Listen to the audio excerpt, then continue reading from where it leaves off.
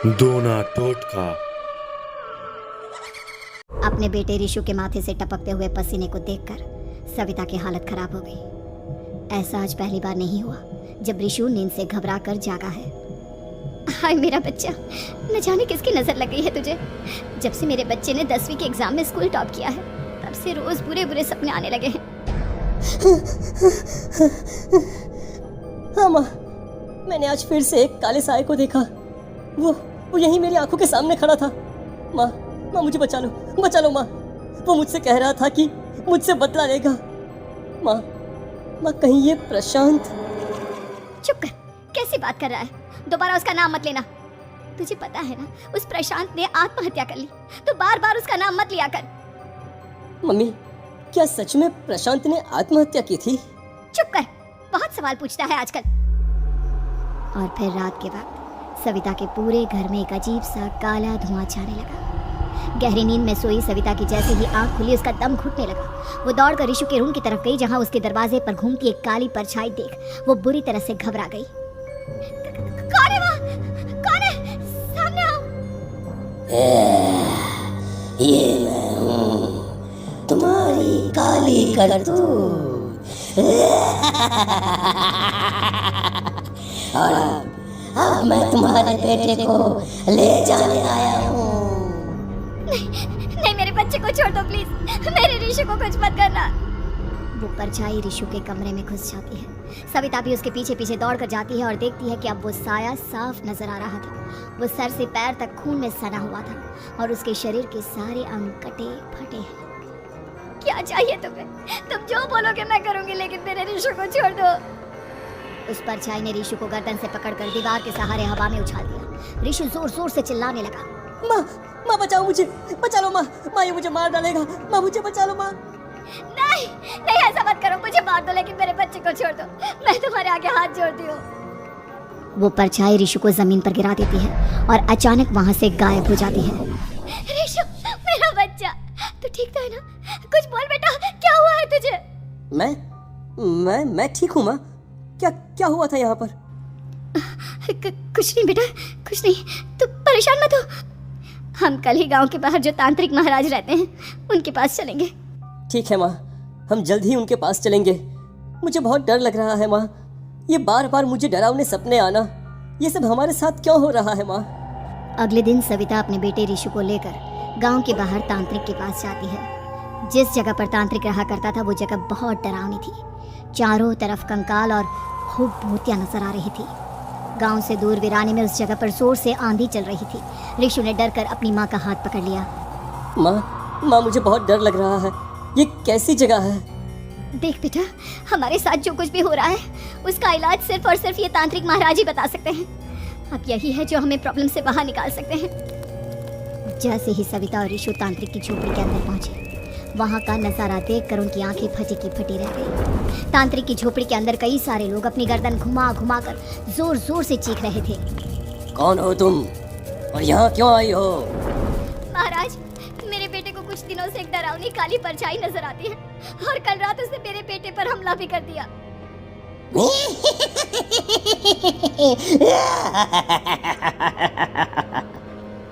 Mummy हमें यहाँ से चलना चाहिए। ये जगह मुझे ठीक नहीं लगती। नहीं बेटा, ऐसा नहीं कहते। रुक जाओ, 2 मिनट के लिए रुक जाओ। क्या कहा? काली परछाई? तुम्हारे बेटे पर किसी काली परछाई ने हमला किया? हाँ महाराज, वो कह रही थी कि वो मेरे बेटे को कुछ कर देगी। कोई उपाय बताइए महाराज, मेरे बेटे के साथ कुछ गलत नहीं होना चाहिए। तुमने किसी दूसरे के साथ गलत किया है तो तुम्हारे साथ भी गलत होकर ही रहेगा।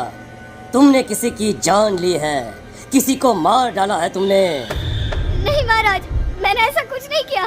मैंने किसी की जान नहीं ली। मुझे कोई उपाय बताइए। लगता है तुम इतनी आसानी से नहीं मानोगी। मैं तुम्हें अभी उस काली परछाई से मिलवा देता हूँ और वही सारा सच तुम्हारे सामने लेकर आएगा। सविता और ऋषु ने डर के मारे अपनी आंखें बंद कर ली। तभी अचानक तांत्रिक की झोपड़ी में अजीबोगरीब आवाजें गूंजने लगी। सविता और ऋषु बुरी तरह से कांप रहे थे। आंखें खोलो और अपने सामने देखो।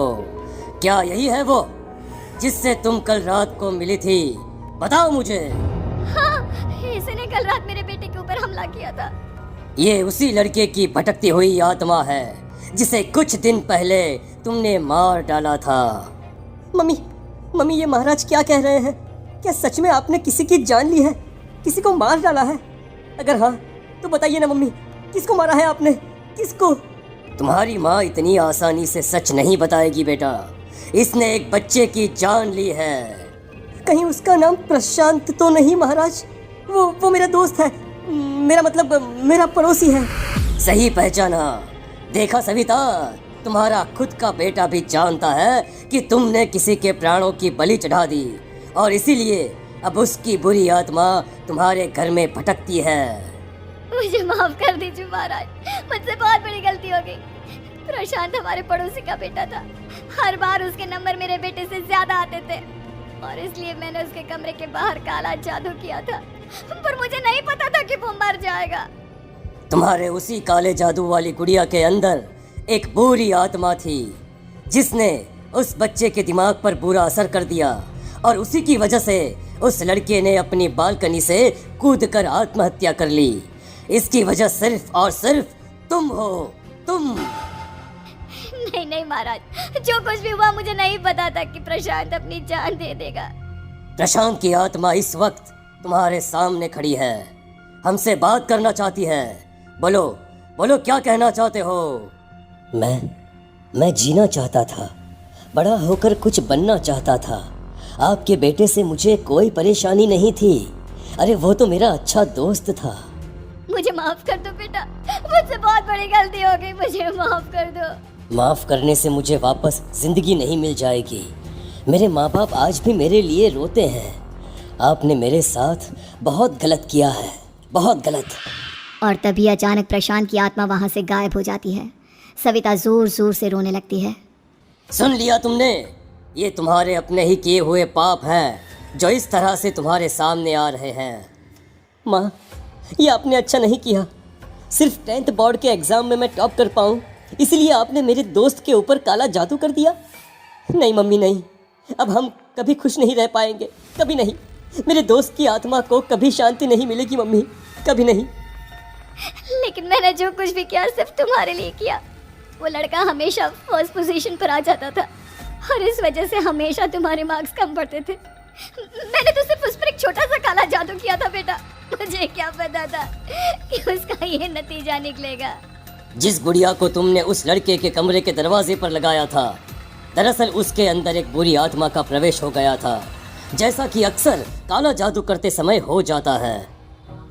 मुझे अपनी गलती का एहसास हो गया है, मैं प्रायश्चित करना चाहती हूँ। आप बताइए मैं क्या करूँ? प्रशांत के घर जाकर उस काली गुड़िया को वहां से निकालकर यहाँ लेकर आओ। मैं उसे आग में जलाकर राख कर दूंगा और उसके बाद प्रशांत की आत्मा को हमेशा के लिए मुक्ति मिल जाएगी। अगली रात सविता चुपचाप अपने पड़ोसी प्रशांत के घर जाती है। प्रशांत के माँ बाप प्रशांत की मौत के बाद उस घर को छोड़कर हमेशा के लिए वहाँ से चले गए थे। जैसे ही सविता उस घर के अंदर कदम रखती है, उसका सामना अजीबोगरीब हैवानियत से भरी आवाज़ों से होने लगता है। ऐसा लग रहा था जैसे कोई बुरी तरह से चीख रहा। सविता जैसे ही प्रशांत के कमरे के बाहर पहुंचती है, वहाँ पर लटकी हुई गुड़िया के शरीर से खून टपकने लगता है। ये क्या हो रहा है? इस गुड़िया के शरीर से खून क्यों टपक रहा है? सविता हिम्मत करते हुए उस गुड़िया को वहाँ से उतारने की कोशिश करती है, लेकिन तभी अचानक से बहुत भयानक दिखने वाली औरत उसकी आंखों के सामने आकर खड़ी हो जाती है। मैं यहाँ से कहीं नहीं जाऊंगी और अगर तूने मुझे यहाँ से हटाने की कोशिश की तो मार डालूंगी मैं तुझे। नहीं नहीं, मुझे तुम्हें यहाँ से ले जाना ही होगा, नहीं तो मेरा बेटा, उसकी जान को खतरा है। मैं तुम्हें नहीं छोड़ सकती। अगर तुम्हारे अंदर हिम्मत है तो मुझे इस घर से बाहर ले जाकर दिखाओ। और ऐसा कहकर वो औरत सविता के ऊपर हमला कर देती है और उसे हवा में उछाल उछाल कर जमीन पर पटकती है। लेकिन तभी अचानक मौका देखकर सविता अपने हाथ में ली हुई सुई उसके हाथ में चुभो देती है। हाथ में सुई लगते ही वो औरत जमीन पर तड़पने लगती है। ये क्या किया तूने? ये क्या कर दिया? तुझे ऐसा नहीं करना चाहिए था।